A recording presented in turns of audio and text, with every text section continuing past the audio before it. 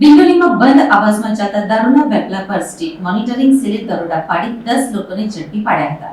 સુરતમાં સ્થાનિક પોલીસની રહેમ નજર હેઠળ ચાલતા દારૂના વેપલા પર સ્ટેટ મોનિટરિંગ સેલ દ્વારા દરોડા પાડવામાં આવ્યા હતા, જેમાંથી પોલીસે વિદેશી બનાવટના દારૂ સાથે 10ને ઝડપ્યા છે. આ તમામ લોકો બંધ આવાસમાં દારૂની લે વેચ કરતા હતા, જેમાં ગ્રાહકો અને વેચનાર સહિતને ઝડપી લઈને 2 ઈસમોને વોન્ટેડ જાહેર કર્યા છે. ડિંડોલી વિસ્તારમાં આવેલા મધુરમ કેનાલ રોડ ઉપર બંધ આવાસમાં સ્ટેટ મોનિટરિંગ સેલ દ્વારા દરોડા પાડીને ભારતીય બનાવટના વિદેશી દારૂની 258 બોટલ, જેની અંદાજિત કિંમત 35,500 થાય છે, તેની સાથે 11,000ની કિંમતના 3 મોબાઈલ અને રોકડા 7,700 કબજે કર્યા છે. સાથે જ 1.70 લાખના 2 વાહન એમ મળીને કુલ 2.24 લાખનો મુદ્દામાલ કબજે કરાયો હતો.